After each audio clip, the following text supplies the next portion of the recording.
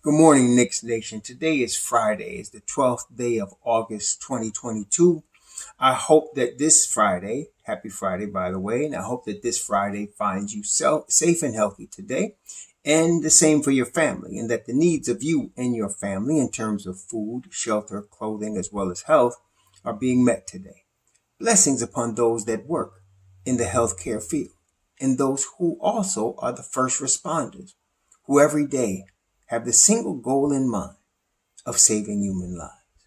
Blessing also upon those that pick up garbage and trash for us to keep streets, sidewalks, highways, parkways, and parks clean, and those that make deliveries of food and things that we take for granted for our convenience. Double blessing on the men and women that are trying to help rescue, deliver, recover the teenagers and children who are the victims of child molestation and pedophilia, the victims of pornography and child pornography, the victims of prostitution and child prostitution, human trafficking and sex slavery, and double curses on the perpetrators, the profiteers, and those perverts who are out here trafficking in human misery. Finally, blessings upon the homeless, nearly 600,000 men, women, and more importantly, children that are on the streets of the United States of America with no place to live, and millions around the world in similar or worse conditions, and blessings upon them, for theirs is the kingdom. Last night, I did a live podcast, video cast, whatever you want to call it, and we did several polls, and I think that overall, the group of people that listen to my videos are a cross section because they listen, you guys are into several videos. There's several other content creators and so that as content creators that are Knicks fans, we kind of share a lot of the same audience. And so I think that the polls I took, it might be 100 people in small sample size, but represent a good cross section of Knicks Nation. And so one of the questions I asked, and some of the answers surprised me. One of the questions I asked was, would you rather get a Donovan Mitchell trade done? Or would you rather just roll with the young core that we have and see what we have? And I think it was overwhelming that most people wanted to just run with the young core. I think it was more than 70%. They wanted to just go with the young core. And I agree with that. I agree with that 100%.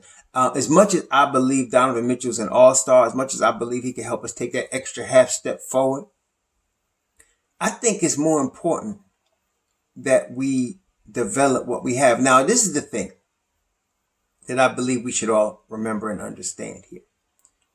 The goal of the Don and the front office, which they have stated, was to develop the young core. And Don has stated this in the last 3 times he has made public statements. He has in writing or in public with the Knicks, with the MSG media. He has said that pretty much the same thing. They're going to establish the development of young core, but look for opportunities to improve. Now, what does that mean? And we've been saying this word. The key word with him is flexibility. So what flexibility means, brethren, is you go ahead and you develop a core group of young players. You depend on your scouting, like your Walt Perrin and his crew, to find you talent and to find that talent as cheaply as possible. Then you develop that talent. And in the course of finding, drafting, and developing that talent, you keep your eyes open if there's a star or a superstar that's interested in joining your team. Hence, Donovan Mitchell. So you have a guy that's an all-star that's interested in joining your team. And so you have, at this point, young talent and draft capital to make a move for a guy like a Donovan Mitchell. Now, if it doesn't work out, it's okay. Because the Knicks maintain flexibility, they maintain draft capital, they maintain a core of young talent. So whether this deal doesn't happen or not, or happens or not, within this season, next season, definitely by, let's say, 2024, 2025, somebody's going to get loose and somebody's going to say, I'm going to choose the Knicks. Because over the course of the time, like where we at right now, we drafted R.J. Barrett 4 seasons ago. Okay. And now he's in his 4th year. He's 22 years old. He's on the cusp of making that next leap. Okay. That's what you want. That's exactly how you want to happen. Your second or third overall pick develops like that. Over 3 years, he's consistently developing, and now he's a cornerstone. You get a Mitchell Robinson in the 2nd round, and now he's your starting center, and you sign him for a very reasonable $60 million. And so you got a guy that's got the ability to the ceiling to become a defensive player of the year, an all NBA defender. And if he develops an offense, he can easily become a double-figure scorer. So you have that. You got it in the 2nd round. You got it cheap. You signed him cheap, and that's another cornerstone. Okay. So then recently we know about the Quentin Grimeses, the Emmanuel Quickleys, the Obi Toppins, the Deuce McBrides, the Jericho Sims. You have a stable of young talent that you can continue to develop. If you develop it this season and continue to move that next step forward, let's say you get into that 45 win area. Now you're in a better, even stronger position next summer. You have 2 picks in 2023. Okay. You have 2. And then you have the free agency next year. And then you have the added development of all the players I just named. Okay. So we don't even know RJ could become an all-star. Jalen Brunson could become an all-star. They all have that capability. Okay. Mitchell Robinson could become an all NBA defender. All of that is possible this season. And with those possibilities, let's just say, for example, RJ becomes an all-star. Mitchell Robinson is on the defensive player of the year list. And let's say he's not a defensive player of the year, but let's say he's on the all NBA defender list. With that happening, the Knicks would have moved up and gotten that much better. Every move the Knicks make to get better, every move they make moving forward with the core that they have, makes it more likely that a guy that's a superstar in 2 years, and you're looking at the superstars now, but you got to look at some of these kids that were drafted 2 years ago that in 2 more seasons are going to be superstars. And you might look at them and they might say, you know what? I think the Knicks are just missing me. I'm the last piece.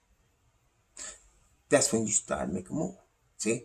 And you'll be in a position to make a move. You got a guy wanting to come to you. This is the first time, Jalen Brunson wanted to come to the Knicks. Carmelo Anthony wanted to come to the Knicks. And they came to the Knicks, right?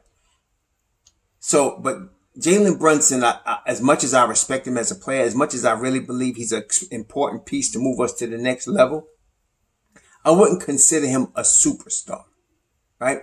And I don't think y'all are going to disagree with me. I don't think he's a superstar. He can be a star. He's definitely an important piece to moving the Knicks forward. He's definitely the best point guard the Knicks have had in many a year. So I'm not dissing him, but I'm saying since Carmelo Anthony, and that was mishandled, but since the Carmelo Anthony, we haven't had a superstar that wants to come to the Knicks. Okay. So this with an all-star, and this is the first all-star, I think, since Carmelo that wants to come to the Knicks, and Donovan Mitchell. So we're getting warmer. We're getting warmer. Okay. And I would have no problem just rolling with our crew. Matter of fact, I did another poll last night. It was interesting. It was a little contradictory. So I did a poll and asked, will Julius Randle be on the roster come training camp? And 64% of the Knicks Nation that voted said Julius Randle be on the roster come training camp. Okay. Then I said, do the Knicks need to make a trade to trim some of the veterans so that we can give the exposure to these young people? And again, it was overwhelming. Yes, we need to make a trade. So when you're talking about a trade, you're only really talking about, in terms of major contracts, you're talking about 3 players. You're talking about Julius Randle, $24 million. You're talking about Evan Fournier, $18 million. And you're talking about Derrick Rose, an expiring $14.5 million. And I'm saying, I believe Derrick Rose is the most valuable because he's expiring. But you can't just lose Derrick Rose. You got to lose like a Fournier with a Derrick Rose or even Randall with Derrick Rose in order to make a deal work. Because why? Because I'm thinking Russell Westbrook. Why am I thinking Russell Westbrook? I'm thinking Russell Westbrook, not because I want him. Again, some of y'all don't listen closely. You guys are just, I don't know what's going on, but you're not listening. You're not hearing. We don't want him to play for the Knicks. I don't care about him playing for the Knicks. If he wants to sit out the season to get his whole $47 million, sit out the season then. I don't see him doing that because he's competitive and he's at the end of his career and he wants to play. So I could see him taking the buyout, and moving on with life to a playoff team. But what we want is $47 million or more cap space while we're moving veteran contracts and giving exposure to the kids to play. Did you hear what I said? We want $47 million of more space next season. We want the kids to get more time. We move the veteran contract, the longer term veteran contract off the books. And we're in a better position now to grow the kids. And to see in 2 years that next superstar, that next star that wants to come to New York. Because you see also what we have to remember. The Don is doing work. Don doing work. Okay? This is his third season. And he's getting a reputation around the league. People know he ain't putting up with it now. He's not having it. He's not having the doo-doo. He's not going for the okie doke. And so his reputation as a sharp executive is growing with the Knicks. And the Knicks are taking steps forward. In 2 seasons, you will have a new culture, a new organization, now a long-term sustainable winning situation where you will get interest from a superstar. So I'm saying, I'm with Knicks Nation on this. I would rather just roll with the kids than give a whole bunch of draft picks up right now. I'm not down in Donovan Mitchell. And I'm not saying he can't help us. He will take us that half step forward. We can go for a step and then he'll take us an extra half step because the boy can ball. There's no doubt. He's a baller. He's a dog.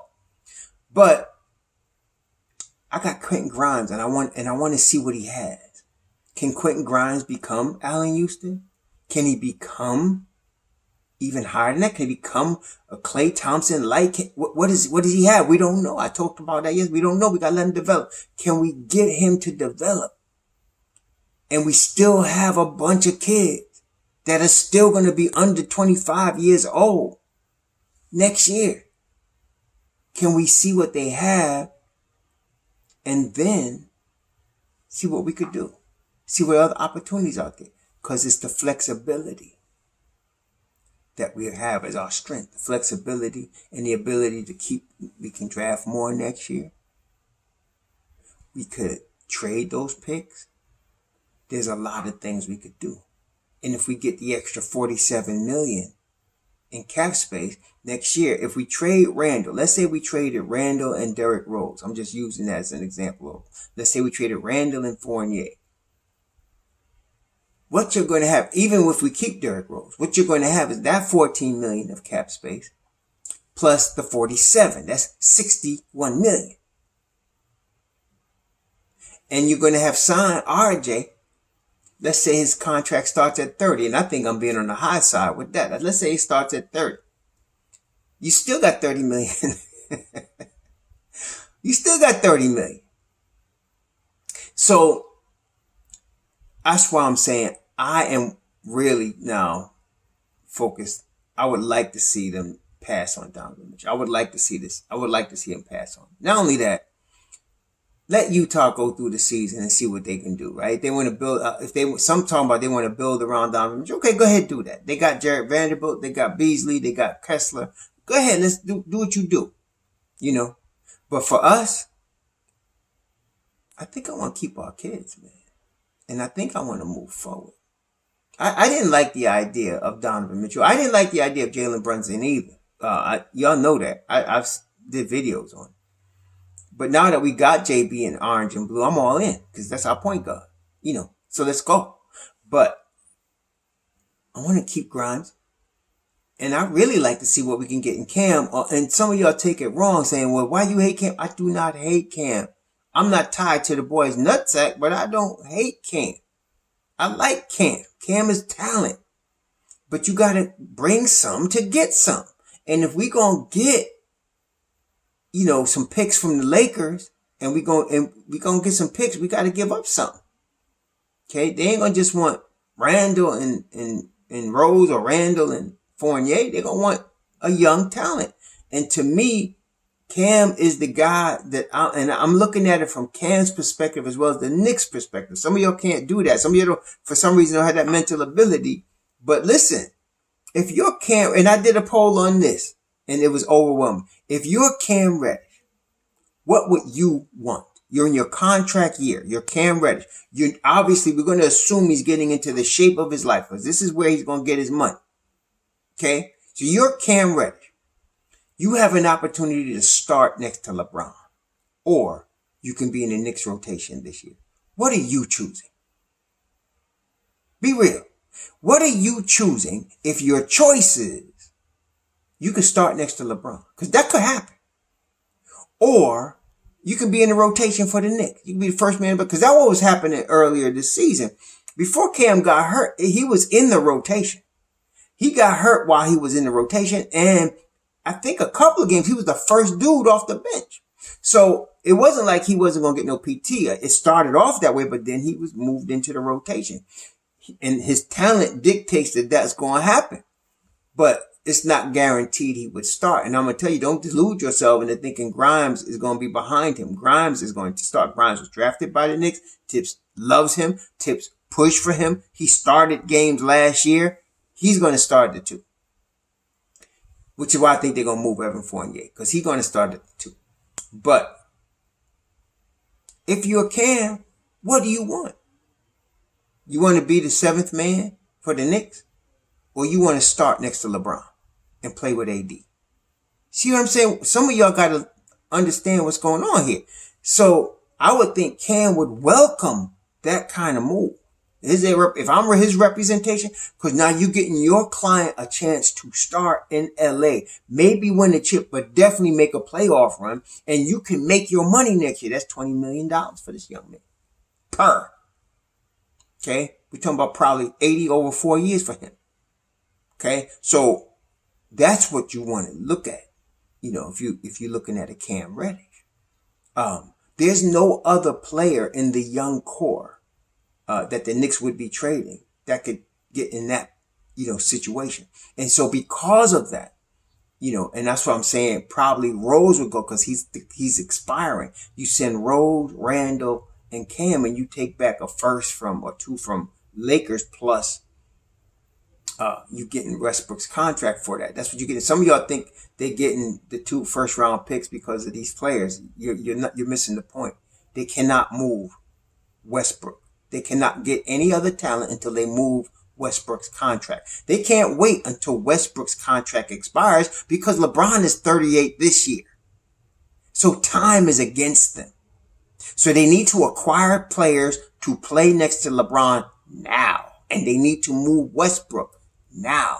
Nobody in the league wants Westbrook. They don't want his contract. I'm saying not even as a player, but I'm saying they don't want the contract. And very few teams in the league have that money to write a $40 million check like Dolan does. Okay? And that's what I'm saying. So the Knicks are in the best position to improve their cap situation, to get RJ squared away, to develop the young core, okay, and get longer term like Randall's contract off your books. And then you're giving a real opportunity to a young man that deserves it in Cam Reddish. Okay? And that's all I'm saying. So I'm really leaning towards squashing the Donovan Mitchell. We don't need Ainge to rip us off. And the Don ain't going to have it. It's not going to happen. See? And the more I think about it, I'm thinking 4 first rounds unprotected. That's too much. When when you look at the overall situation, in terms of what we can develop, in terms of what we can do next year in 2 years, in terms of our dealings with the Lakers, I'm saying walk away from the deal and go with the young core. What y'all think? I think y'all agree with me because I saw the poll last night. Anyway, I'm looking forward to your comments. In the meantime, Please be safe out there. Enjoy your weekend. Those of you that are Shabbat keepers, Shabbat Shalom, and enjoy it. Sure.